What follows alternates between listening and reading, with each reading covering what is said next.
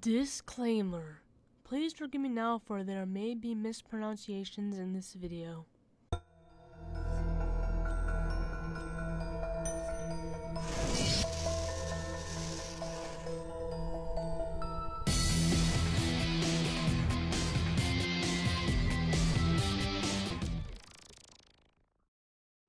The Loch Ness Monster wasn't the only monster that roamed the waters of Scotland. Another creature was spotted, already dead, and it was known as the Stronsay beast. It was September 25th, 1808, when two Scottish fishermen spotted a long-necked creature lying on the rocks of Rothisholme Head.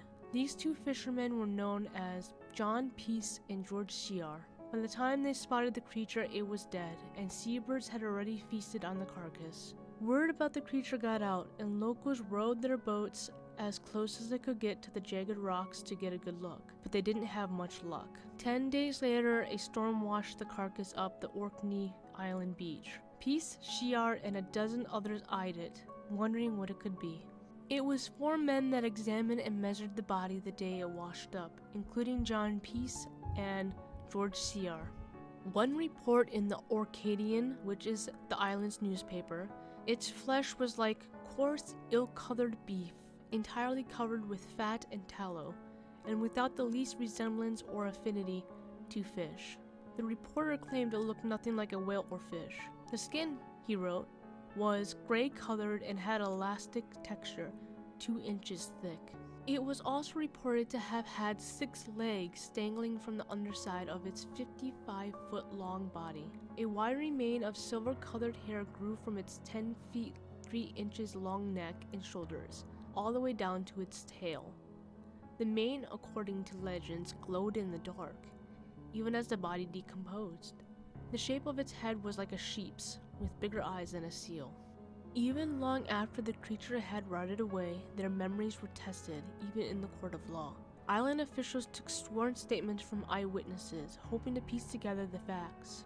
One of the witnesses was Dr. Barclay, who reported the beast was a new species dubbed the name on the screen, which is after the Norwegian minister known for gathering sea monster reports in the 1700s. Others said that it was obviously a dead basking shark, even though it was 15 feet longer than the biggest basking shark ever documented.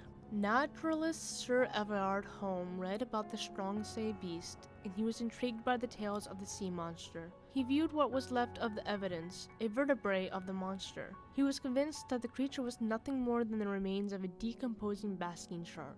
And when he compared the vertebrae of the monster to that of a basking shark, Holmes found them to be identical. There is more to it, like the physiology of the basking shark and how it decays after death, could somehow turn out looking like a long-necked sea creature. First, the shark's jaws, which are attached only by a small piece of flesh, drops off, leaving what looks like the remains of a long neck and small skull. As only the upper half of the animal's tail fin carries the spine, the lower half rots away and provides a convincing serpentine tail. When the dorsal fin begins to decompose, the remaining rays can have the appearance of hair-like mane. The monster's 6 legs can simply be explained away as the remains of the shark's lower fins, says Orkneyjar.com. Sworn testimony by fishing experts of the day said the animal's skeleton was made of cartilage, not bone, which rules out mammals, bony fish, and reptiles, including that of the prehistoric plesiosaur. But sharks, including the basking shark, are made of cartilage. But if this monster of a sea creature was larger than a basking shark, could it have been a whale shark? In interviews, shark experts ruled out whale sharks because they aren't found around Orkney. So what do you think of the Stronsay beast? Did you like this video? Want to support this channel and get early access? Feel free to check out my Patreon page where I create content on cryptids, hauntings, alien abductions, serial killers, and much more. Can't support me there? Like, comment, and subscribe here.